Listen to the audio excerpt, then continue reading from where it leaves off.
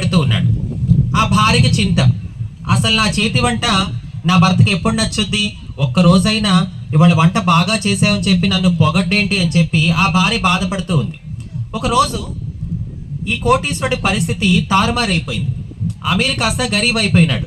అనుకోకుండా ఆస్తంతా పోయింది, పేదవాడు అయిపోయాడు. ఎంత పేదవాడో తెలుసా? ఇంట్లో నుంచి బయటికి వెళ్ళి రోజంతా కష్టపడితే గానీ కడుపు నిండినంత పేదవాడైపోయాడు. పాపం ఒకరోజు ఈ వ్యక్తి కుటుంబాన్ని పోషించడం కోసం రోజంతా కష్టపడి సాయంత్రం బాగా అలసిపోయి ఇంటికి వచ్చినాడు. ఇంటికి వస్తే ఆ భార్య ఏం చేసిందంటే, అయ్యో నా భర్త చాలా కష్టపడ్డాడు ఈ రోజు అని చెప్పి ఆమె వేడి వేడి అన్నము పచ్చడి వేసి పెడితే ఆ పచ్చడితో ఈ వ్యక్తి అన్నం తింటూ తింటూ భార్య ముఖం చూసి అంటాడంట, ఓసే పచ్చడి ఎంత మంచిగా చేశావే అని చెప్పి. వెంటనే ఆ భార్య ఆశ్చర్యపోయిందంట. ఏరా నాయనా, ఇన్ని రోజుల నుంచి ఇంత రుచికరమైన వంటలు వండి పెడితే ఏ రోజు నీ పాపిష్నుడితో బాగుందని అనలేదు, ఆఖరికి నీ ముఖానికి పచ్చడి మెతుకులు నచ్చాయా అని చెప్పి. ఈ కథలో ఉన్న నీతి ఏంటి? కోట్ల ఆస్తి ఉన్నప్పుడు అతనికి దేని విలువ కూడా తెలియలేదు. ఎప్పుడైతే ఆస్తి అంతా పోయి సుఖంలోంచి కష్టంలోకి వచ్చాడో అప్పుడు ఆ వ్యక్తికి జీవితం విలువ, భార్య విలువ, తిండి విలువ తెలిసి వచ్చాయి. నేను అందుకే అంటాను, ఆత్మీయులారా, ఇక్కడున్న మీలో ఎవరైనా యేసయ్య నా జీవితంలోనికి శ్రమలు రానివ్వకు అని ప్రార్థన చేయకండి. అలాంటి ప్రార్థనలు దేవుడు ఆలకించడు. బికాస్ శ్రమలే లేకపోతే మనం దేవుణ్ణే మర్చిపోతాం. నీ జీవితంలో, నా జీవితంలో ఏదో ఒక ముళ్ళు ఉండాలి. ముళ్ళు లేకపోతే మన కళ్ళేమవుతాయి? నెత్తికెక్కిపోతాయి. మీలో కొంతమంది ఏమనుకుంటున్నారో తెలుసా? అంజలి, యేసయ్యని నమ్ముకున్న నా జీవితంలో ఈ ముళ్ళు ఎందుకుంది? ప్రతి ఆదివారం కుటుంబంతో చర్చికి వెళ్తున్న మా ఇంట్లో ఈ కష్టం ఎందుకుంది అని ఆలోచిస్తున్నారు మీలో కొంతమంది. దానికి దేవుడు జవాబిస్తున్నాడు, వినండి. యేసయ్యని నమ్ముకున్న నీ జీవితంలో ఆ ముళ్ళు, ప్రతి ఆదివారం కుటుంబంతో కలిసి చర్చికి వెళ్తున్న మీ ఇంట్లో ఆ శ్రమ ఎందుకునే తెలుసా? నిన్ను, నీ కుటుంబాన్ని దేవుడికి దగ్గర చేయడానికి. ఒకవేళ నీ జీవితంలో ఆ ముళ్ళు, నీ కుటుంబంలో ఆ శ్రమ లేకపోతే నువ్వు దేవుని విడిచిపెట్టి తిరుగుతావేమో. అందుకే బైబిల్లో భక్తుడు ఒక మాట అంటాడు, సామెతల గ్రంథము 30వ అధ్యాయము, చూడండి ఆ మాట ఏంటో.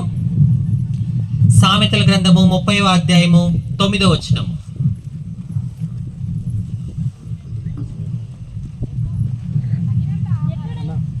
తగినంత ఆహారము నాకు అనుగ్రహింపుము, ఎక్కువైన ఎడల నేను కడుపు నిండిన వాడనై నిన్ను విసర్జించి యెహోవా ఎవడని అందునేమో. చూసారా, మనం అడిగిన ప్రతిదీ యేసయ్య మనకి ఇచ్చాడు అనుకోండి, మన బుద్ధులు ఎలా మారుతాయో తెలుసా?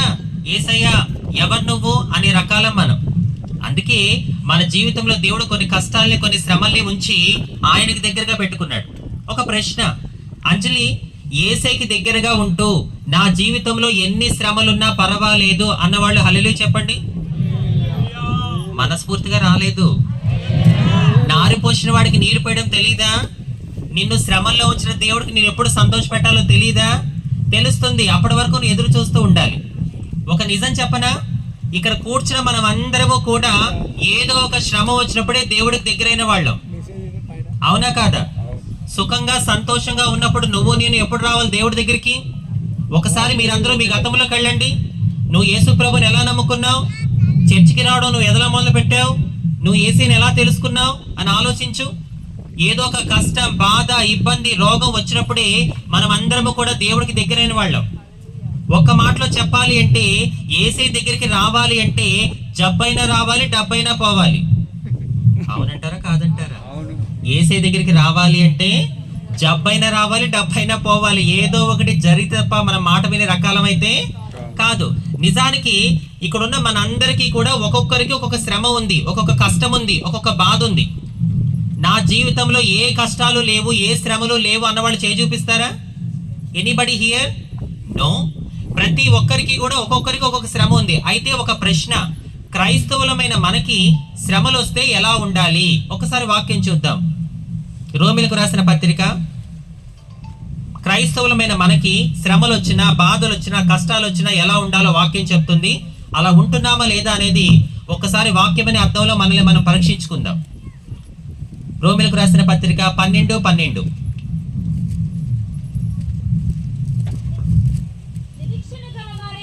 నిరీక్షణ గలవారై సంతోషించుచు శ్రమయందు ఓర్పు గలవారై. చాలు, శ్రమయందు ఓర్పు గలవారు. ఇప్పుడు చెప్పండి, శ్రమలు వచ్చినప్పుడు మనం ఎలా ఉండాలి? గట్టిగా. ఓర్పుగా ఉండాలని మీరు చెబుతున్నారా, ఉంటున్నారా? శ్రమలు వచ్చినప్పుడు మీరు ఓర్పుగా ఉండాలని చెబుతున్నారా, ఉంటున్నారా? చెప్పడం వేరు, ఉండడం వేరు. దేవుడు మాట్లాడుతున్నాడు, శ్రద్ధగా వినండి. క్రైస్తవుడు నేను చెప్పుకోవడం వేరు, క్రైస్తవుల బ్రతకడం వేరు. Am I right? Are you agree with me? I repeat again. నేను క్రైస్తవుణ్ణి, నేను క్రైస్తవురాల్ని అని చెప్పుకోవడం వేరు, క్రైస్తవుడిగా క్రైస్తవురాలుగా జీవించడం వేరు. Sorry to say like this. ఇక్కడ కూర్చున్న మీలో చాలా మంది మేము క్రైస్తవులం అండి అని చెప్పుకుంటున్నారు. మీలో కొంతమంది మాత్రమే క్రైస్తవులా జీవిస్తున్నారు. ఎవరైతే క్రైస్తవులం అని చెప్పుకుంటారో వాళ్ళకు వచ్చిన శ్రమల్లో ఓర్పుగా ఉండలేరు. ఎవరైతే క్రీస్తు కొరకు నిజమైన క్రైస్తవులుగా జీవిస్తూ ఉంటారో వాళ్ళు ఎన్ని శ్రమలు వచ్చినా ఆయన వైపు చూస్తూ ఓర్పుగా ఉండగలరు. నా ప్రియ సహోదరి సహోదరుడా, ఇక నుంచి మీరు క్రైస్తవులమని చెప్పుకోవడం మానేసి క్రీస్తు కొరకు నిజమైన క్రైస్తవులుగా జీవించి చూపించండి, బ్రతికి చూపించండి. యేసు నామములో మన ప్రవర్తన ఇతరులకు సువార్తగా అందునుగాక. ఈ రోజులో నోటితో సువార్త చెప్తే ఎవరికి అర్థం కాదు. కొన్ని సందర్భాల్లో మన ప్రవర్తన ఇతరులకు సువార్తగా అందించాలి. ఏంటంజలి, మన ప్రవర్తనతో ఇతరులకు సువార్త అందించాలా? అది సాధ్యమేనా? మీరే చెప్పండి. మన ప్రవర్తనతో ఇతరులకు సువార్త అందించడం సాధ్యమా, అసాధ్యమా? సాధ్యమే. ఎగ్జాంపుల్, పౌలు శీలలు జైల్లో ఉన్నప్పుడు చెరసాల నాయకుడు వాళ్ళ కాళ్ళ మీద పడి మరీ అడుగుతాడు, అయ్యా రక్షణ పొందాలంటే నన్ను ఏం చేయమంటారు అని చెప్పి. అక్కడ పౌలు శీలలు ఆ వ్యక్తికి సువార్త చెప్పినట్టుగా గాని, యేసు ప్రభుని నమ్ముకోమన్నట్టుగా గాని, మాతో పాటు చర్చికి రాని పిలిచినట్టుగా గాని ఉండనే ఉండదు. మరి వాళ్ళు సువార్త చెప్పకుండానే ఆ వ్యక్తి వాళ్ళ కాళ్ళ మీద పడిమడి రక్షణ పొందాలంటే నన్ను ఏం చేయమంటారని చెప్పి ఎలా అడిగాడు? అతన్ని అలా అడిగేలా చేసినవి 3 సందర్భాలు. ఒకటి, ఎప్పుడైతే పౌలు శీలలు జైల్లో దేవుని స్తుతించడం మొదలు పెట్టారో ఈ చెరసాల నాయకుడు అనుకుంటున్నాడు, అరే ఇన్నేళ్ల నా సర్వీసులో ఈ జైల్లోకి వచ్చిన ఎంతో మంది ఖైదీలు ఏడడం చూశాను, బాధపడడం చూశాను, దిగాలుగా ఉండడం చూశాను, కానీ వీళ్ళేంట్రా స్తోత్రం స్తోత్రం అని చెప్పి దేవుని స్తుతిస్తున్నారు. ఒక సందర్భంలో ఆశ్చర్యపోయాడు. రెండో సందర్భం, ఎప్పుడైతే పౌలు శీలలు దేవుని స్తుతించడం మొదలు పెట్టారో మన యేసయ్య ఏం చేశాడు? చెరసాల పునాదులని కదిలించి పడేశాడు. రెండో సందర్భంలో ఆశ్చర్యపోయాడు. మూడో సందర్భం ఏంటో తెలుసా? వాళ్ళకి పారిపోయే అవకాశం ఉన్నా వాళ్ళు పారిపోకుండా అక్కడే ఉన్నారు. ఈ చెరసాల నాయకుడు అనుకుంటున్నాడు, ఇదేంట్రా జైల్లో ఉన్న ఖైదీలు ఎప్పుడు అవకాశం దొరుకుతుందా పారిపోదామని చూస్తారు, కానీ వీళ్ళేంట్రా పారిపోకుండా ఇక్కడే ఉన్నారు. ఈ 3 సందర్భాలని బట్టి ఆ చెరసాల నాయకుడికి అర్థమైంది ఏంటో తెలుసా? వీళ్ళు నమ్ముకొని ఆరాధిస్తున్న దేవుడు జీవం కలిగిన దేవుడు. అంతే, సువార్త చెప్పకుండానే ఆ వ్యక్తి యేసయ్య గొప్పతనాన్ని గ్రహించాడు. వాళ్ళ కాళ్ళ మీద పడి రక్షణ పొందాలంటే నన్ను ఏం చేయమంటారని చెప్పి అడిగాడు. నేను అదే అంటున్నా, నా ప్రియ సహోదరి సహోదరుడా, ఈ రోజుల్లో నోటితో సువార్త చెప్తే ఎవరికి అర్థం కాదు. ఎందుకంటే మనం అంత్య దినాల్లో ఉన్నాము కనుక కొన్ని సందర్భాల్లో నీ చూపు, నీ మాట, నీ నడవడిక, నీ ప్రవర్తన యేసయ్య నీ పట్ల చేసే కార్యాలే ఇతరులకి సువార్తగా అందాలి. అటువంటి ఆత్మీయత దేవుడు మనందరికీ దయచేయును గాక. ఒక మాట నన్ను చెప్పనివ్వండి, మనిషి తన ఆలోచనలో కూడా సుఖానికే ప్రాధాన్యత ఇస్తాడు తప్ప శ్రమకి ప్రాధాన్యత ఇవ్వడు. బైబిల్లో మనందరికీ తెలిసిన ఒక మాట ఉంది, శోధించబడిన మీదట సువర్ణంగా మారతాము. అందరూ అలాగే ఆలోచిస్తారు, నేను శోధించబడ్డాక నా జీవితం సువర్ణం అయిపోతుంది అనుకుంటారు. కానీ నీ జీవితం సువర్ణంగా మారాలంటే ముందు నువ్వు దేన్ని ఎదుర్కోవాలి? శోధన ఎదుర్కోవాలి, శ్రమను ఎదుర్కోవాలి. మీకు తెలుసా, శ్రమ కలుగుట నాకు మేలాయను అనే ఈ మాట నా పట్ల, నా కుటుంబం పట్ల అక్షరాల నెరవేరింది. మీ జీవితంలోనే కాదు శ్రమలు, మీ కుటుంబంలోనే కాదు కష్టాలు, మా కుటుంబంలోనూ నా జీవితంలోనూ ఎన్నో కష్టాలు, ఎన్నో శ్రమలు వచ్చాయి. ఎలాంటి శ్రమలో తెలుసా? చావు తప్ప వేరే దిక్కు లేదు మాకు. అన్ని కష్టాలు వచ్చాయి, అన్ని శ్రమలు వచ్చాయి. అప్పుడు మేమేం చేసాం? మేమేం చేస్తే యేసయ్య మా శ్రమల్ని మాకు మేలులుగా మార్చాడు చెప్తున్నాను, జాగ్రత్తగా వినండి. మాది పుట్టుకతోనే క్రైస్తవ కుటుంబం కాదు, మాది ఒక చౌదరి కుటుంబం. కమ్మ కులము అంటారు, అగ్ర కులాల్లో ఒకటి. మీరు అడగొచ్చు, అంజలి ఇక్కడ నువ్వు నీ కులం పేరు ఎందుకు చెప్పావు? ఎందుకు చెప్పానంటే సమాజంలో మనకి ఒక మాట వినబడుతూ ఉంటది. చాలా మంది ఏమంటారంటే యేసయ్య పలానా వర్గానికి చెందిన దేవుడు, పలానా జాతికి చెందిన దేవుడు అంటుంటారు. నిజమా ఆ మాట? నిజమా? మన యేసయ్య ఒక వర్గానికే దేవుడా, ఒక జాతికే దేవుడా? వాక్యం చూడండి, అపోస్తుల కార్యములు 10వ అధ్యాయము 34 నుంచి చదవండి.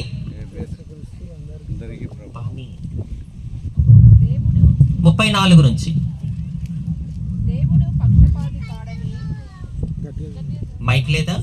దేవుడు పక్షపాతి కాడని నిజముగా గ్రహించి ఉన్నాను. ప్రతి జనములోను ఆయనకు భయపడి నీతిగా నడుచుకొను వారిని ఆయన అంగీకరించును. ఎలబోతారం గ్రామములో మైక్ ద్వారా ఈ నా మాటలు వింటున్న ప్రియ సహోదరి సహోదరుడా వినండి. నేను ప్రకటిస్తున్న యేసయ్య పక్షపాతము చూపని దేవుడు. ఒకవేళ నా యేసయ్య పక్షపాతము చూపించే దేవుడే అయితే సమాజము చేత వెలివేయబడిన ఒక హిజ్రాగా ఈ రోజు నేను మీ మధ్యలో ఉండేదాన్ని కాదు. మనుషులకి రకరకాల భేదాలు ఉంటాయి, రకరకాల పక్షపాతాలు ఉంటాయి. కానీ నేను ప్రకటిస్తున్న యేసయ్యకి ఎటువంటి పక్షపాతము లేదని వాక్యం చెప్తుంది. దేవుడు పక్షపాతి కాడు. 35 చదవండి. యేసుక్రీస్తు 35. ప్రతి జనములోను చూసారా, ప్రతి జనము అని ఉంది తప్ప పలానా వర్గం పలానా జాతం లేదు. ప్రతి జనము. నెక్స్ట్, ఆయనకు భయపడి ప్రతి జనములోను ఆయనకు భయపడి నీతిగా నడుచుకొను వానిని ఆయన అంగీకరించును. బైబిల్లో మనందరికి తెలిసిన మాటలు చాలా ఉన్నాయి. ప్రయాసపడి భారము మోయిచున్న సమస్త జనులారా అన్నాడే తప్ప పలానా వర్గం పలానా జాతని వేసే చెప్పల. నా మందిరము సమస్త జనులకు ప్రార్థనా మందిరం అన్నాడే తప్ప ఏ రోజు వీళ్ళకి మాత్రమే నా మందిరం అని వేసే చెప్పల. చివరిగా ఒక మాట ఉంటుంది, యేసుక్రీస్తు అందరికీ ప్రభు. నా యేసయ్యకి నీ కులంతోనూ మతంతోనూ రంగుతోనూ భాషతోనూ స్థితిగతులతోనూ సంబంధం లేదు. మీకు తెలుసా, నేను ప్రకటిస్తున్న యేసయ్యకి లింగభేదం కూడా లేదు. ఒకవేళ నా దేవుడికి లింగభేదమే ఉండి ఉంటే ఒక హిజ్రాగా నేనెందుకు మీ మధ్యలో ఉంటాను? ఒక మాట నన్ను చెప్పనివ్వండి. ఇక్కడ కూర్చున్న మనం అందరము కూడా 2 విషయాల్లో సమానం. ఏంటా 2 విషయాలు? ఇన్ని సంవత్సరాలుగా మనం చెప్పుకుంటున్న పురుషులు స్త్రీలు హిజ్రాలు అనే ఈ లింగభేదాలన్నీ మన దేహానికే తప్ప మన ఆత్మకి ఎటువంటి లింగభేదము లేదు. ఆత్మలో మనం అందరము సమానమా కాదా? సమానమే. 2వ విషయంలో మనం ఎలా సమానం? మీరు చెప్పండి. ప్రతి మనిషిని దేవుడు ఎవరి పోలికలో చేశాడు? ఒక పురుషుడుగా మీరు ఒక మనిషి, ఒక మనిషిగా మీరు దేవుడి పోలిక. ఒక స్త్రీగా మీరు మనిషి, ఒక మనిషిగా మీరు కూడా దేవుడి పోలిక. ఒక హిజ్రాగా నేను మనిషిని, ఒక మనిషిగా నేను కూడా దేవుని పోలిక. ఇప్పుడు చెప్పండి, మన స్వరూప విషయంలో మనకేమైనా భేదం ఉందా? మన ఆత్మ విషయంలో మనకేమైనా భేదం ఉందా? ఈ 2 విషయాలు మనం సమానం అని నమ్మిన వాళ్ళు గట్టిగా చప్పట్లు కొడుతూ దేవుని కనపరుస్తారా? నేను చాలా సంవత్సరాల కిందట సోషల్ మీడియాలో ఒకటి చదివాను. అది చదివి నేను చాలా ఆశ్చర్యపోయాను. నేను చదివిన చోట ఏమని రాస్తుందో తెలుసా? మన భారతదేశంలో కులాలు అనే భేదం లేకుండా అందరికీ సమానంగా దక్కిందేంటో తెలుసా? కరోనా. ఏంటి వెనకాల ఉన్న వాళ్ళకి లేటు కలిగినట్టుంది? మళ్ళీ చెప్పనా? మన భారతదేశంలో కులాలు అనే భేదం లేకుండా అందరికీ సమానంగా దక్కింది ఏంటంట? కరోనా. నిజమే కదా? కరోనాకి ఏమైనా కులమత భేదాలు ఉన్నాయా? వీళ్ళు చౌదరి, వీళ్ళు రెడ్డి, వీళ్ళు నాయుడు, వీళ్ళు ముస్లిమ్స్, వీళ్ళు దళితులు ఏమైనా చూసిందా కరోనా? అందరినీ తీసుకొని వెళ్ళింది. అందుకే అంటాను నా ప్రియ సహోదరి సహోదరుడా, మన యేసయ్య వచ్చింది మన కులాల్ని మతాల్ని మార్చడానికి కాదు, మన బ్రతుకులను మార్చడానికి వచ్చాడు. ఎలబోతారం గ్రామములో మైకు ద్వారా ఈ నా మాటలు వింటున్న ప్రియ సహోదరి సహోదరుడా వినండి. నేను ప్రకటిస్తున్న యేసయ్య వచ్చింది మన కులాల్ని మతాల్ని మార్చడానికి కాదు. నా యేసయ్య వచ్చింది ఒక పాపిని పరిశుద్ధినిగా చేయడానికి వచ్చాడు. నశించిపోతున్న దానిని వెదకి రక్షించడానికి వచ్చాడు. అందుకే ఇక్కడ నేను నా కులం పేరు చెప్పాను. మాది ఒక చౌదరి కుటుంబం. అయితే మా అమ్మమ్మ తాతయ్య చిన్నప్పుడే చనిపోతే నా తల్లిని ఒక పంతులు గారు పెంచుకున్నారు. మా అమ్మ పుట్టింది ఒక హైందవ కుటుంబంలోనే అయినా పెరిగింది మాత్రం పూజారి గారి ఇంట్లో. దీన్ని మీరు గుర్తుపెట్టుకోండి. అలా పూజారి గారి ఇంట్లో పెరిగిన మా అమ్మని పెళ్ళంటే ఏంటో కూడా తెలియని 11 ఏళ్ల వయసులో మా నాన్నకిచ్చి వివాహం చేశారు. మా తండ్రి ఒక లారీ డ్రైవర్. లారీని ఆయన నడిపితే ఆయన్ని ఏది నడిపేదో తెలుసా మీకు? ఏంటది? ఆ వెనకాల సౌండ్ రావట్లే? గాలికి చల్లగా అయిపోయారేంటి అందరూ కూడా? దేవుడు వారిని దీవించును గాక. భర్త తాగుబోతే ఆ కుటుంబాలు ఎట్లా ఉంటాయో ప్రత్యేకంగా మీకు చెప్పాల్సిన అవసరం లేదు. కొన్ని తలకాయలు ఊగుతున్నాయి. మీలో ఒక ఆమె నా ముఖం చూసి అవును బిడ్డ అంటే దాని అర్థం ఏంటి? ఇంట్లో జరుగుతుందని నాకు ఇండైరెక్ట్ గా చెప్తున్నావు. సరే, దేవుడు వారిని కూడా మార్చును గాక. ఏంటి భారాలు లేదా? మరి సౌండ్ ఎందుకు తక్కువ వచ్చింది? గడిగా చెప్పు, దేవుడు వారిని మార్చును గాక. ఎస్, చూడండి, మీ విశ్వాసాన్ని బట్టి ఈ రోజు మీ ఇంట్లో ఎవరైతే తాగుతున్నారో, అది మీ భర్త కావచ్చు, మీ నాయన కావచ్చు, నీ కొడుకు కావచ్చు, ఎవరైతే మీ ఇంట్లో తాగుతున్నారో వాళ్ళు తాగకుండా ఇంటికి వస్తారు, ఇంట్లో ప్రశాంతంగా ఉంటారు. నమ్ముట నీ వలనైతే నమ్మువానికి సమస్తము సాధ్యమే. విశ్వాసంతో నా ప్రియ సహోదరి, దేవుడు నీ కుటుంబంలో కార్యం చేయును గాక. అలా తాగుబోతు భర్తతో నా తల్లి చాలా కష్టాలు పడేది. భార్య తినిందా, పిల్లలు సంతోషంగా ఉన్నారా, ఇవేవి మా నాయన పట్టించుకునేవాడు కాదు. వారానికి 10 రోజులకోసారి లారీకి వెళ్ళేవాడు. లారీకి వెళ్ళొచ్చి మా అమ్మకి డబ్బులు ఇవ్వాల్సింది పోయి మా అమ్మ దగ్గర ఉన్న డబ్బులన్నీ లాక్కొని పోతూ ఉండేవాడు. అలా రోజులు, నెలలు, సంవత్సరాలు గడిచిపోయాయి. ఎన్నో కష్టాల మధ్యలో నా తల్లి 5 సంతానానికి జన్మనిచ్చింది. ఫస్ట్ అక్క పుట్టింది, అక్క తర్వాత 3 అన్నలు, 3 అన్నల తర్వాత నేనే పుట్టాను. నేనే మా ఇంట్లో అందరికన్నా చిన్న. ఒక ప్రశ్న, ప్రతి ఒక్క మనిషి జీవితం ఏ విధంగా మొదలవుతుందో, ఏ విధంగా సమాప్తం అవుతుందో ఎవరికైనా తెలుసా? ప్రతి కథకి కూడా ఒక మొదలు అనేది ఉంటే ముగింపు కూడా ఖచ్చితంగా ఉంటుంది. మా నాన్న జీవిత కథ కూడా ఒక ముగింపు జరిగింది. కానీ ఆ ముగింపు ఎంత భయంకరం అంటే, ఆయనకున్న ఆ తాగుడు అలవాటుకి ఒక రోజు ఒక భయంకరమైన రోగం వచ్చేసింది. అదెలాంటి రోగం? ఆగకుండా ఒకటే దగ్గు, దగ్గిన ప్రతిసారి నోటి నుంచి భయంకరంగా రక్తం కారుతూ ఉండేది. ఇది జరిగి దాదాపు 30 ఏళ్ళు అవుతుంది. ప్రస్తుతం ఆ రోగాన్ని ఏమంటారు తెలుసా మీకు? టీబీ. ఏంటిది? క్షయ. ప్రెసెంట్ టీబీకి మెడిసిన్ ఉంది, అప్పట్లో మెడిసిన్ లేదు. అమ్మ నాయన్ని హాస్పిటల్ తీసుకెళ్తే ఏ డాక్టర్లు మందులు ఇవ్వలేదు. ఇలాంటి రోగాలకి మా హాస్పిటల్లో మందులు తీసుకెళ్ళని చెప్పారు హాస్పిటల్లో డాక్టర్స్. అయితే తన భర్తకు బతకాలని తన భార్య పడుతున్న తపన చూసి కొన్ని క్షణాలలో మా నాయన చనిపోతాడనగా చివరిగా మా అమ్మతో ఏమంటున్నాడు తెలుసా? నా తల్లి పేరు దేవకి. మా నాయన అంటున్న మాట, దేవకి, బ్రతికినంత కాలం నిన్ను పిల్లల్ని నేను సంతోషంగా చూసుకోలేకపోయాను. కాబట్టి ఫైనల్గా దేవుడు నాకు మంచి శిక్షే వేశాడు. ఏమంటున్నాడు? మంచి శిక్షే వేశాడు అంటున్నాడు. నాకు అనిపిస్తుంది కొంతమందికి చావు దగ్గర పడితే బుద్ధి మారుద్ది అంటారు. ఆ గ్రూపులో మా నాయన కూడా ఒకడేమో అనిపిస్తుంది. తప్పు తెలుసుకున్నాడు, కానీ లాభం ఉందా? సమయం ఉందా? ఎలబోతారం గ్రామములో మైకు ద్వారా అయిన మాటలు వింటున్న ప్రియ సహోదరి సహోదరుడా వినండి. దేవుడు మనందరికి ఒక సమయం ఇస్తాడు. ఆ సమయంలోపు నువ్వు మారావా? సరే. ఆ సమయంలోపు నువ్వు మారలేదా? మన ఎండింగ్ ఎలా ఉంటుందో తెలుసా? అగ్ని ఆరదు, ఒంటికి పట్టిన పురుగు చావదు. జైల్లో ఉన్న ఖైదీకి ఒక నమ్మకం, నేను ఏదో ఒక రోజు విడుదలవుతాను, బయటకు వెళ్ళి మా ఇంట్లో వాళ్ళతో కలిసి జీవిస్తాను అని చెప్పి. హాస్పిటల్లో అడ్మిట్ అయిన పేషెంట్ కూడా ఒక నమ్మకం, ఏదో ఒక రోజు నా రోగం తగ్గిపోతుంది, నేను మళ్ళీ మా ఇంటికి వెళ్ళిపోతానని చెప్పి. కానీ ఒక్కసారి నరకానికి వెళ్ళిన వ్యక్తికి తిరిగి వస్తానన్న నమ్మకం కానీ వచ్చే అవకాశం కానీ ఉండనే ఉండదు. కాబట్టి దేవుడు నీకు ఇచ్చిన సమయంలోపే నువ్వు మారి ఆయన కనబడితే ఎంత బాగుంటుంది. దేవుడు మా నాయనకి ఇచ్చిన సమయం అయిపోయింది, ఫైనల్ స్టేజ్లో ఉన్నాడు. నా తల్లి కాళ్ళ మీద పడి బ్రతిలాడుతున్నాడు, దేవకి ఏదోడు చేసి నన్ను బ్రతికించు, ఇక నుంచి నేను తాగను, నిన్ను పిల్లల్ని బాగా చూసుకుంటాను అంటున్నాడు. But there was no time. ఫైనల్గా జరిగింది ఏంటో తెలుసా? మేమందరము చూస్తుండగానే మా నాయన ఆ టీబీ వ్యాధితో మా కళ్ళ ముందే మరణ వేదనను అనుభవిస్తూ ప్రాణాలు విడిచాడు. He's gone.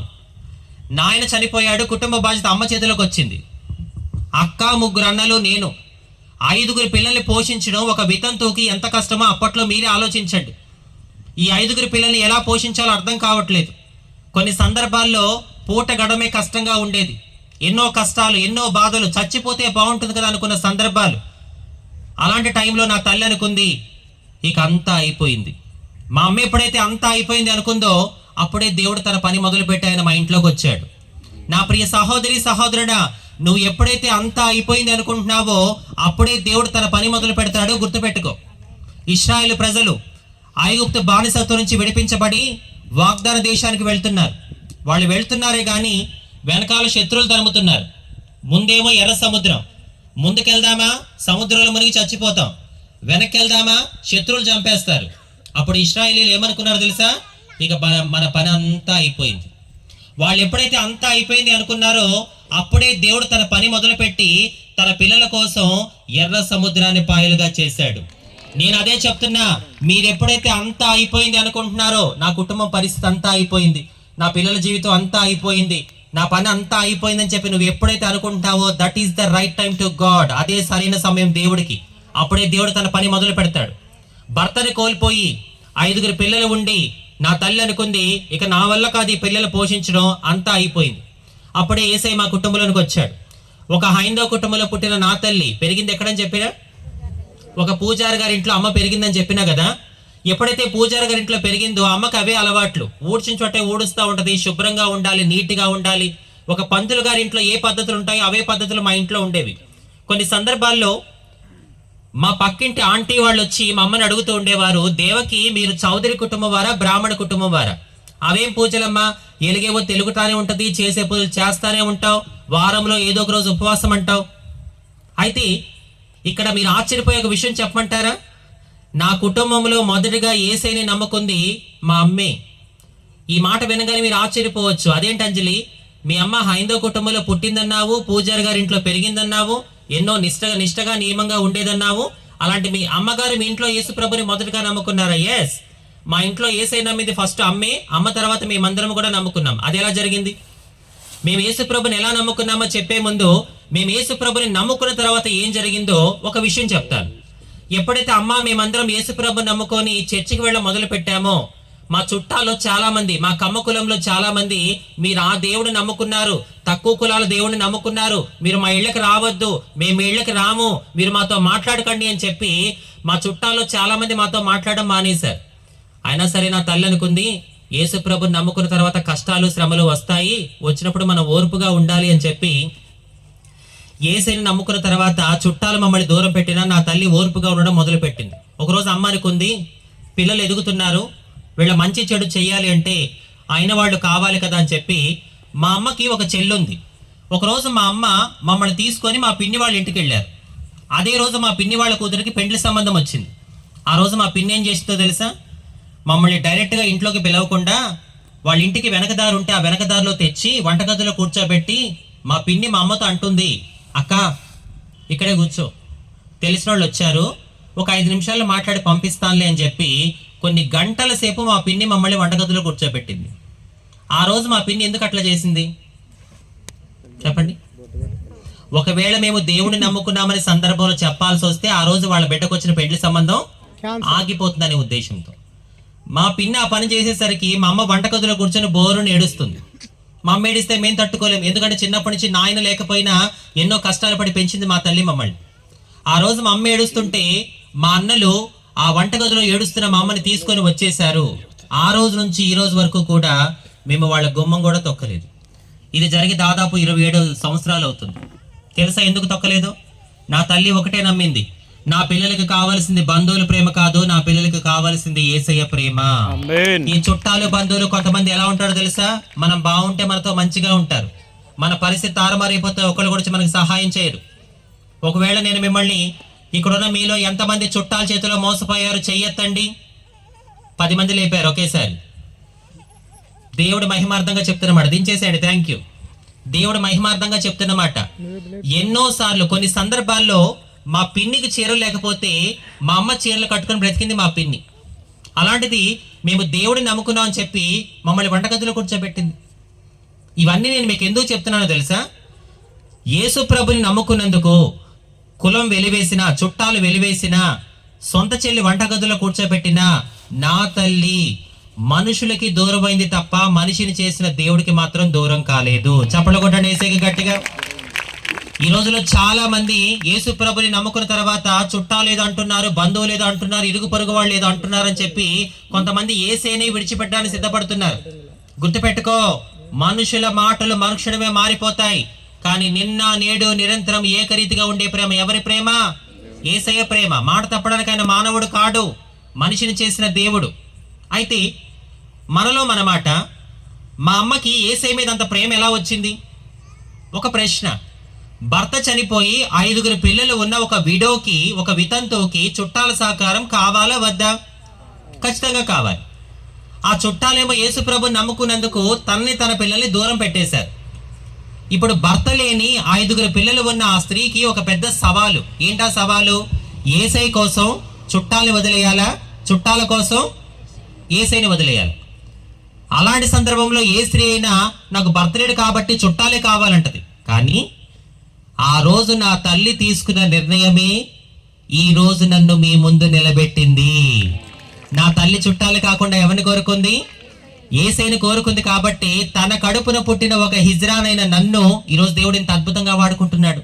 అమ్మా నాన్నలు, మీరు దేవుడి కోసం తీసుకునే నిర్ణయాలు భవిష్యత్తులో మీ పిల్లలకి ఆశీర్వాదాలుగా మారబోతున్నాయి. ఈ విషయాన్ని మీరు చాలా జాగ్రత్తగా గుర్తుపెట్టుకోవాలి. అయితే ఇప్పుడు మేము ఎలా దేవుడిని నమ్ముకున్నామో చెప్తున్నాను వినండి. మా నాయన చనిపోయిన కొన్ని రోజుల తర్వాత మా వీధిలో ఒక క్రైస్తవ తల్లి ఉండేవారు. మంచి విశ్వాసి, బాగా ప్రార్థన చేస్తుంది. ఒకే గల్లీలో ఉంటాం కాబట్టి ఆమెకి మాకు బాగా పరిచయం ఉంది. వాస్తవానికి ఆ క్రైస్తవ తల్లి ద్వారానే మా ఇంటికి యేసయ్య పరిచయం అయినాడు. మీకు తెలుసా? మా ఇంటికి యేసయ్యని పరిచయం చేసిన ఆ క్రైస్తవ తల్లి చేసే పనేంటో తెలుసా మీకు? జాంకాయలు అమ్ముకుంటుంది. ఏం చేస్తుంది? జాంకాయలు అమ్ముకుంటుంది.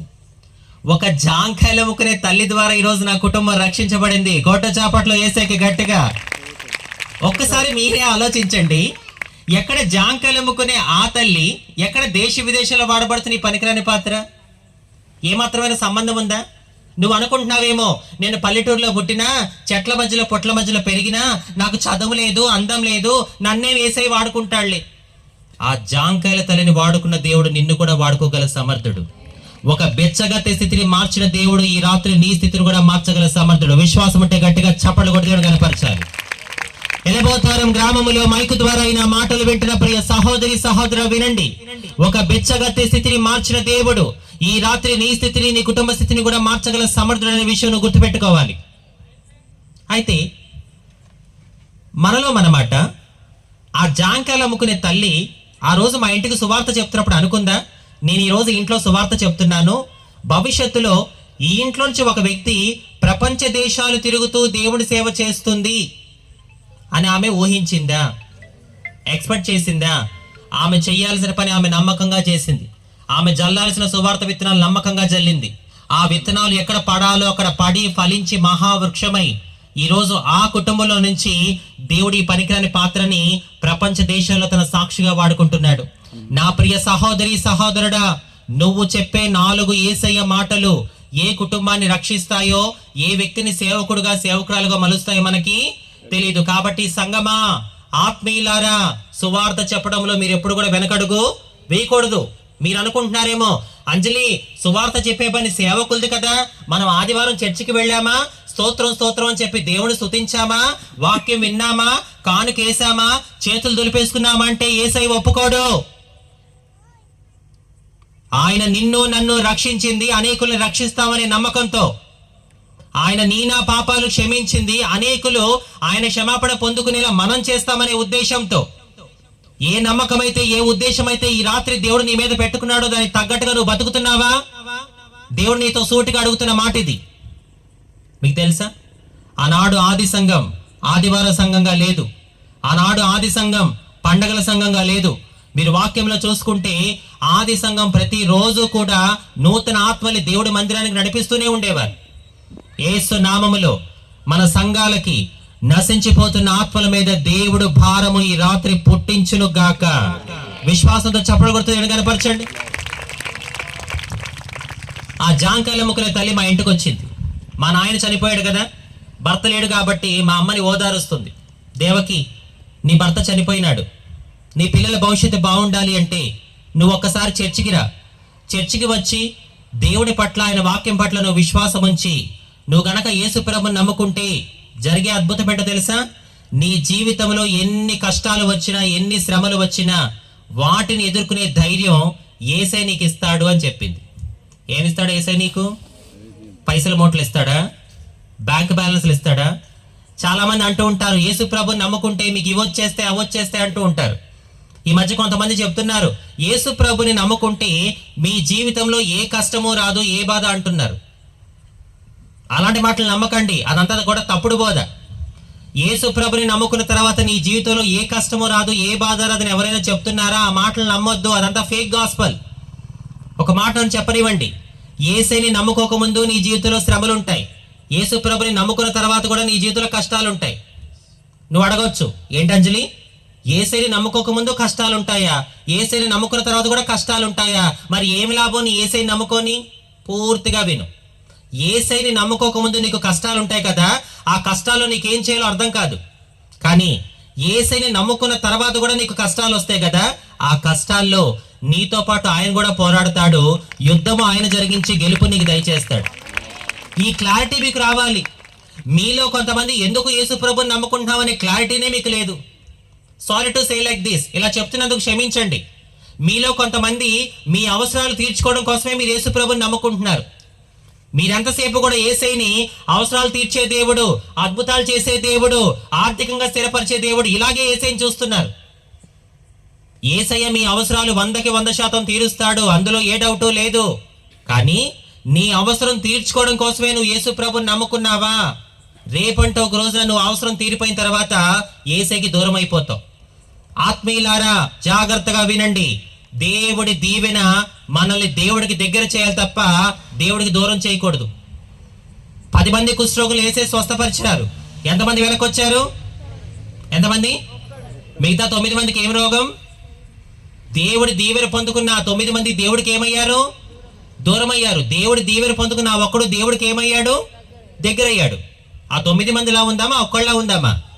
ఆ ఒక్కళ్ళ ఉంటే ఎంత మంచిగా ఉంటుంది. నేను ఓపెన్గా ఒక మాట చెప్పనా, మీలో కొంతమందిని దేవుడు దీవించడానికి భయపడుతున్నాడు. అయ్యో అంజలి, ఏంటి అంత మాట అనేసినావు? మాలో కొంతమందిని దేవుడు దీవించడానికి భయపడుతున్నాడా? ఎస్, నా కుమారుణ్ణి నా కుమార్తెని దీవిస్తే ఆ దీవెన పట్టుకొని నా నుంచి దూరం అయిపోతారేమో అనే భయం ఆయనకి. మీలో కొంతమందికి ఒక డౌట్ ఉంది, ఎందుకు దేవుడు నన్ను దీవించట్లేదు? దానికి కారణం ఇదే. దేవుడిని దీవిస్తే ఆ దీవెన పట్టుకొని ఎక్కడ నువ్వు దేవుడికి దూరం అయిపోతావేమో అనే బాధ, భయం ఆయనలో ఉన్నాయి. మరి అంజలి, దేవుడు నన్ను దీవించాలంటే నన్ను ఏం చేయమంటావు? దేవుడు నిన్ను దీవించాలంటే నువ్వేం చేయాలో తెలుసా? ఈ రాత్రి దేవుడికి నువ్వు ఒక నమ్మకం ఇవ్వాలి. ఏంటా నమ్మకం? యేసయ్యా, నువ్వు నన్ను ఎంతగా దీవించినా ఆ దీవెన పట్టుకొని నేను నీకు దగ్గర అవుతాను తప్ప నేను మాత్రం నీకు దూరం కాను అనే ఒక నమ్మకం ఇవ్వాలి. ఒక ప్రశ్న, ప్రేమించబడ్డం గొప్ప, నమ్మబడ్డం గొప్ప? ప్రేమించబడడం గొప్ప, నమ్మబడ్డం గొప్ప? ఎనీబడి? నమ్మబడ్డం. మీరు నమ్మబడ్డం. బ్రదర్స్, ప్రేమించబడ్డం గొప్ప, నమ్మబడ్డం గొప్ప? నమ్మబడ్డం గొప్ప. మరి దేవుడు మిమ్మల్ని ప్రేమిస్తున్నాడా, నమ్ముతున్నాడా? దేవుడు లోకమును ఎంతో ప్రేమించిన వాక్యం ఉంది తప్ప దేవుడు లోకమును ఎంతో నమ్మిన వాక్యం లేదు. దేవుడు మనల్ని అందరినీ ప్రేమిస్తాడు, కానీ మనల్ని అందరినీ నమ్ముతాడంటే లేదు.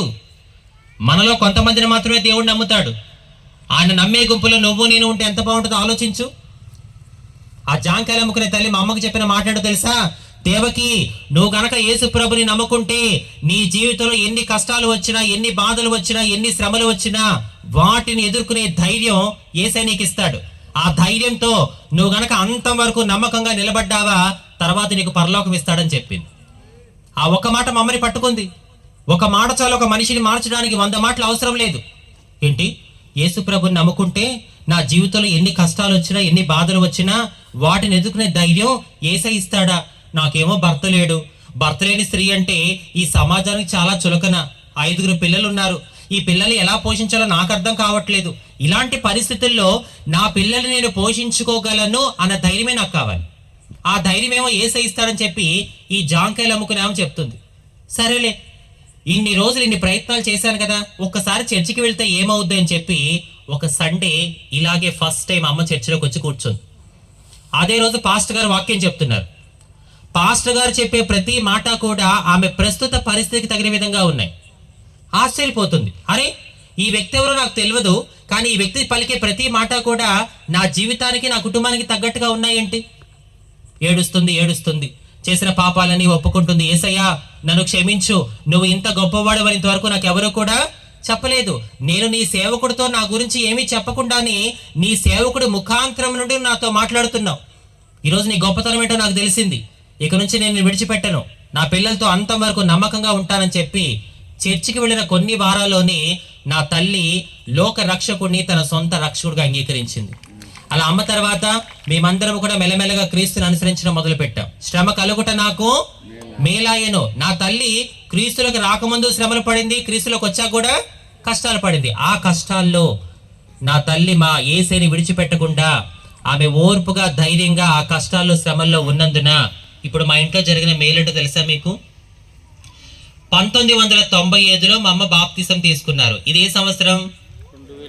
2000. అంటే మా అమ్మ రక్షించబడి ఎన్నాళ్ళైంది? 95, 25, 30 years అయింది. 30 సంవత్సరాలు అయింది నా తల్లి బాప్తిసం తీసుకొని. ఈ 30 సంవత్సరాల్లో మా ఇంట్లో జరిగిన మేలులు, దీవెనలు, ఆశీర్వాదాలు ఏంటో తెలుసా? ప్రజెంట్ అక్కకి పెళ్ళైపోయింది, ఆమెకి 2 కొడుకులు. 3 అన్నలకి పెళ్ళిళ్ళు అయిపోయినాయి, వాళ్ళకి 2 పిల్లలు. నా కుటుంబంలో అమ్మ రక్షించబడింది, 3 అన్నలు రక్షించబడ్డారు, నేను రక్షించబడ్డాను. నాకు 3 అన్నలు అని చెప్పాను కదా. మా పెద్దలను కూడా దేవుడు సేవకుడుగా వాడుకుంటున్నాడు. చివరి సంతానమైన నన్ను దేవుడు ఒక ఎవాంజలిస్ట్గా వాడుకుంటున్నాడు. నా తల్లికి పుట్టిన 5 సంతానంలో దేవుడు 2 సేవకులుగా దీవించాడు. నా ప్రియ సహోదరి సహోదరుడా, చౌదరి కుటుంబంలో పుట్టిన మేము క్రీస్తుని మా సొంత రక్షకుడిగా అంగీకరించి నేటికి 30 సంవత్సరాలైంది. చప్పడ కొడుతూ దేవుని కనపరచండి. మీరు అడగొచ్చు, అంజలి మీరు యేసు ప్రభుని నమ్ముకొని 30 ఏళ్ళైంది కదా, ఈ 30 ఏళ్లలో మీకు అన్ని సుఖాలేనా, ఆనందాలేనా, సంతోషాలేనా అంటే లేదు. ఈ 30 ఏళ్లలో మాకు ఆర్థిక ఇబ్బందులు వచ్చాయి, అనారోగ్యం వచ్చింది, కష్టాలు వచ్చాయి, కుటుంబ కలహాలు వచ్చాయి. కానీ ఎన్ని వచ్చినా మాలో ఉన్నవాడు లోకములో ఉన్నవాడి కన్నా గొప్పవాడు, పిలిచినవాడు, నమ్మదగినవాడు. ఒకప్పుడు యేసే నమ్ముకోకముందు కష్టాలు వచ్చినా బాధలు వచ్చినా ఏం చేయాలో అర్థమయ్యేది కాదు. కానీ యేసేని నమ్ముకున్న తర్వాత ఏ కష్టం వచ్చినా, ఏ బాధ వచ్చినా, ఏ శ్రమ వచ్చినా నేను నా కుటుంబం చెప్పే మాట ఏంటో తెలుసా? యెహోవా ఈరే. ఏంటిది అంటే దాని అర్థం ఏంటి? యెహోవానే చూసుకుంటాడు, ఆయనే చూసుకుంటాడని చెప్పి గడిచిన 30 సంవత్సరాలుగా దేవుడి మీద ఆధారపడుతూ ముందుకు వెళ్తున్నాం. నా ప్రియ ఆత్మీయులారా, నా కుటుంబంలో రక్షణ ఉంది, అదే నా కుటుంబానికి మేలు. మరి నీ కుటుంబంలో రక్షణ ఉందా? ఒక మాట అడుగుతాను ఓపెన్గా, చేయి చూపించండి. అంజలి, మా ఇంట్లో అందరూ రక్షణ పొందారు, బాప్తీసం తీసుకోకుండా మా ఇంట్లో ఒక్కళ్ళు కూడా లేరు అన్నవాళ్ళు ఉంటే మీ చేయి చూపించండి. మా ఇంట్లో అందరూ బాప్తీసం తీసుకున్నారు, బాప్తీసం తీసుకోకుండా ఒక్కళ్ళు కూడా లేరు అన్న కుటుంబాలు మాత్రమే చేయి చూపించండి. 1 2 3 4 5 6 7 8 9 10 తిప్పి కొడితే ఒక 10-15 కుటుంబాలు కూడా లేవు. మరి మేలంటే ఏమనుకుంటున్నారు మీరు? మీ కుటుంబానికి మీరు అనుకుంటున్నారేమో మా కుటుంబానికి సొంత ఇల్లు ఉంది, అదే మాకు మేలు. మా దగ్గర పైసలు ఉన్నాయి, స్థలాలు ఉన్నాయి, పొలాలు ఉన్నాయి, బంగారం ఉంది, అదే నా కుటుంబానికి మేలు అని నువ్వు అనుకుంటున్నావేమో. గుర్తుపెట్టుకో, నీ సొంత ఇల్లు నీ కుటుంబాన్ని పరలోకానికి చేర్చదు. నీ స్థలాలు, నీ పొలాలు, నీ దగ్గర ఉన్న డబ్బు, నీ దగ్గర ఉన్న పైసలు, ఇవి నిన్ను నీ కుటుంబాన్ని పరలోకానికి చేర్చో. నీ కుటుంబాన్ని పరలోకానికి చేర్చేది ఏంటో తెలుసా? ఎప్పుడైతే నీ కుటుంబం అంతా రక్షించబడి ఆ రక్షణ, ఆ భక్తి అంతం వరకు నమ్మకంగా కాపాడుకుంటారో అవే మిమ్మల్ని మీ కుటుంబాన్ని పరలోకానికి చేరుస్తాయి. 30 సంవత్సరాలుగా ఏం జరిగినా సరే మేము మాత్రం యేసుని విడిచిపెట్టలా. మాకు అనేక మంది దూరం అయిపోయారు, మా చుట్టాలందరూ దూరం అయిపోయారు.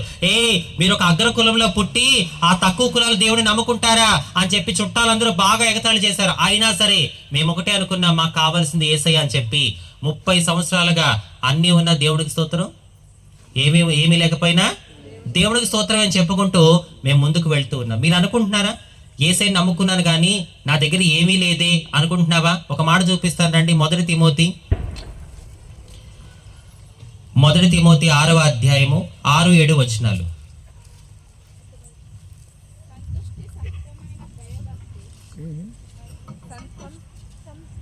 సంతృప్తి సహితమైన దైవ భక్తి గొప్ప లాభ సాధకమైన ఉన్నది.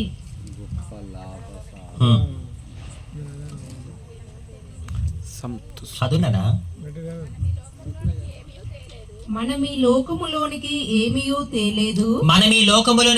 తేలేదు, దీనిలో నుండి ఏమీయూ తీసుకొని పోలేము. దీనిలో నుండి నీ బంగారం అంతా నీతో వచ్చేస్తది అనుందా?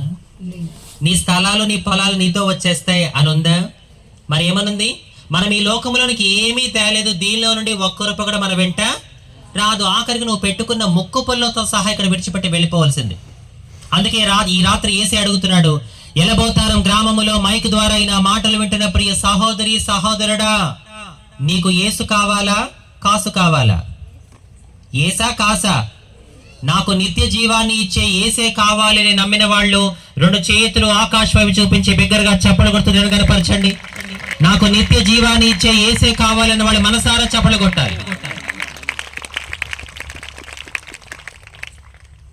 మీరు అడగొచ్చు, అంజలి శ్రమ కలుగుట నాకు మేలైనని చెప్పి ఒక చిన్న మాట తీసుకొని చాలా బాగా మాట్లాడావు. కానీ ఎన్నాళ్ళు అంజలి ఈ శ్రమలు, ఎన్ని రోజులు ఈ కష్టాలు, ఎన్ని రోజులు ఈ బాధలు? యేసు ప్రభుని నమ్ముకున్న ఆ రోజు నుంచి ఈ రోజు వరకు కూడా నేను కష్టాలు పడుతూనే ఉన్నాను, శ్రమలు అనుభవిస్తూనే ఉన్నాను. ఇంకెప్పుడమ్మా నా కష్టం నాకు మేలయ్యేది, నా శ్రమ నాకు మేలయ్యేది? నేను ఇందాక చెప్పినట్టుగా ఇక్కడ కూర్చున్న ప్రతి ఒక్కరికి ఒక్కొక్కరికి ఒక్కొక్క శ్రమ ఉంది, ఒక్కొక్క కష్టం ఉంది. అయితే మీకున్న శ్రమ ఎంతకాలమో వాక్యమే చెప్తుంది. చూడండి 1 పేతురు 5వ అధ్యాయం. నీకు ఏ శ్రమ ఉందో, ఏ కష్టం ఉందో, ఏ బాధ ఉందో నాకు తెలియదు, కానీ ఈ రాత్రి దేవుడు తన వాక్యం ద్వారా మీకు జవాబిస్తున్నాడు. మీకున్న కష్టం, బాధ, శ్రమ ఎంతకాలమో వాక్యం చెప్తుంది. 1 పేతురు 5వ అధ్యాయం 10వ వచనం. తన నిత్య మహిమకు క్రీస్తునందు మిమ్మును పిలిచిన సర్వకృపానిధియగు దేవుడు కొంచెం కాలము మీరు శ్రమపడిన పిమ్మట ఎంతకాలం అంట?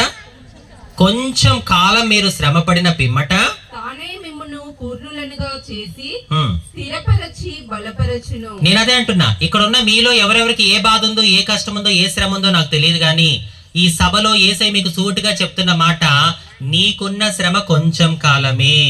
నమ్మిన వాళ్ళు విశ్వాసంతో చప్పట్లు కొడతారా? ఒకవేళ మైక్ ద్వారా నా మాటలు వింటున్న మీలో ఎవరైనా, అంజలి నేను ఘోర పాపిని, నేనెన్నో తప్పులు చేశాను, నేనంటే నా కుటుంబానికి నచ్చదు, నేనంటే నా గల్లీలో ఎవరు ఇష్టపడరు, అసలు నేనంటే నా గ్రామానికి ఎవరికి ఇష్టం లేదు, ఎందుకంటే నేను అన్ని తప్పులు చేశాను అంజలి.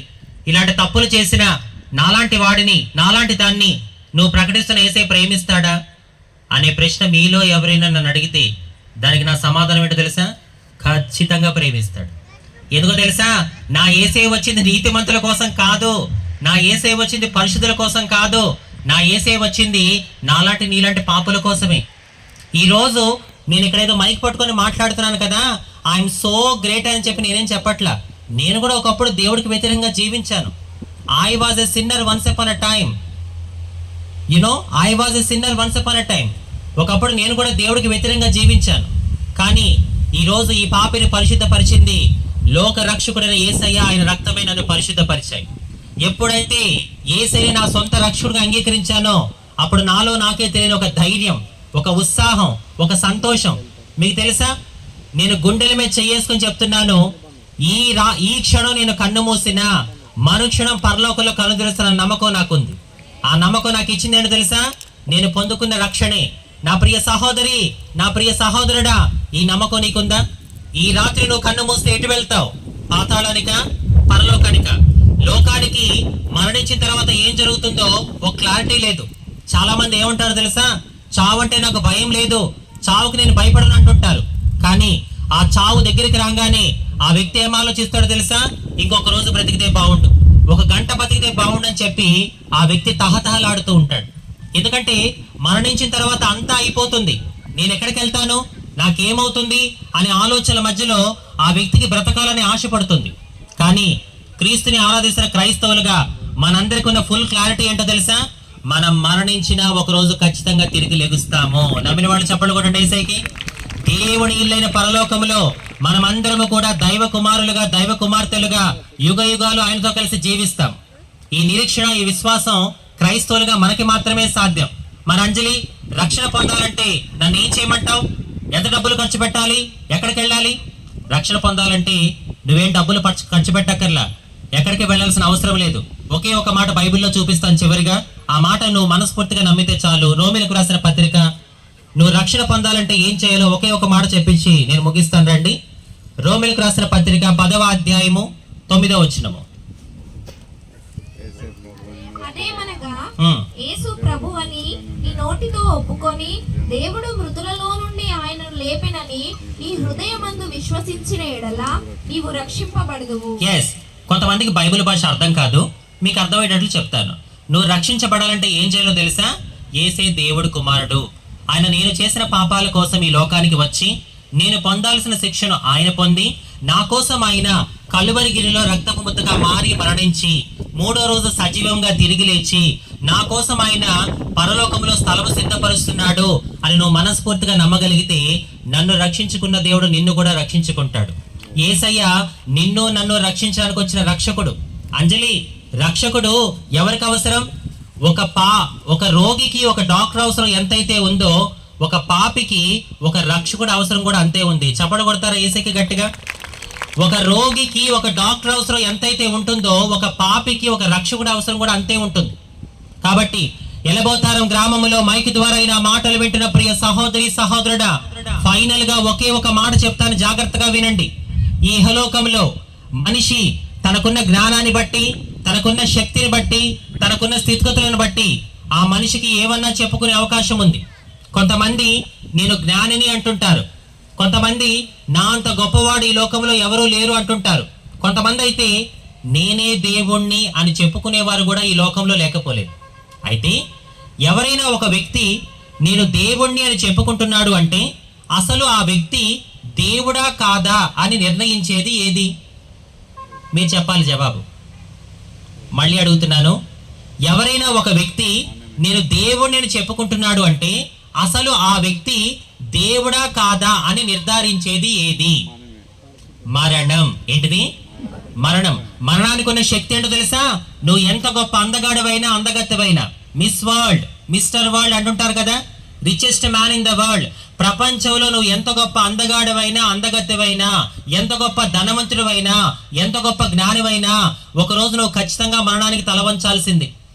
ఆ మరణం చెప్పే మాట ఏంటో తెలుసా? నువ్వు ఎవరివైనా సరే ఒకరోజు నాకు లోబడాల్సిందే, నా మాట వినాల్సిందే అంటుంది మరణం. కానీ అలాంటి మరణాన్ని సైతం తనకు లోపరుచుకోగలిగిన వాడు, అలాంటి మరణాన్ని కూడా తనకు తల వంచుకునేలా చేసుకోగలిగిన వాడు ఈ లోకములో అది మన యేసయ్యకి మాత్రమే సాధ్యమైంది. ఈ భూమి మీద వాళ్ళు ఎంత గొప్ప వాళ్ళైనా కావచ్చు, వాళ్ళందరికీ జయంతి ఉంది, వర్ధంతి ఉంది, కానీ తిరిగి లేచిన 3వ దినం, అదే పునరుద్ధాన దినం నేను ప్రకటిస్తున్న యేసయ్యకి మాత్రమే ఉంది. ఆయన మరణాన్ని గెలిచాడు. ఈ రాత్రి నిన్ను కూడా గెలిపించగల సమర్థుడు. ఎలబోతారం గ్రామములో మైకు ద్వారా అయిన మాటలు వింటున్న ప్రియ సహోదరి సహోదరుడా, వినండి. బ్రతికున్న మనిషికి బ్రతికున్న దేవుడే కావాలి. నేను ప్రకటిస్తున్న యేసయ్య చావుని గెలిచిన సజీవుడు, మరణాన్ని ఓడించిన మృత్యుంజయుడు. ఆ యేసయ్య ఈ గ్రామంలో ప్రతి ఇంట్లోకి ఈ రాత్రి రక్షణ వచ్చేలా చెయ్యును గాక. విత్తబడిన ఈ వాక్యం మనందరి జీవితాల్లో ఫలించును గాక. లేచి నిలబడండి, మీ కొరకు ప్రార్థన చేస్తాను.